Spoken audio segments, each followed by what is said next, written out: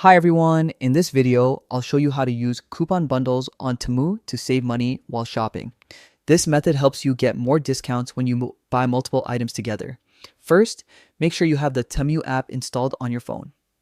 Open the app and log into your account so you can start browsing products and applying coupons. Now, begin adding items to your cart. Coupon bundles usually require a minimum quantity, like 10 items, to activate the offer.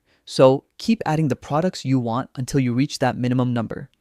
Once your cart is ready, go to the checkout page, review your items, make sure your shipping information is correct, and then scroll down to the coupon section. In the coupon field, enter your coupon code and tap apply. If your cart meets the requirements, you'll also see a group coupon or bundle discount appear automatically. After applying the coupon, look at your total.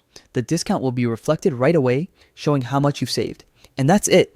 That's how you can easily use coupon bundles on Temu to get extra savings in 2025. Thanks for watching and happy shopping.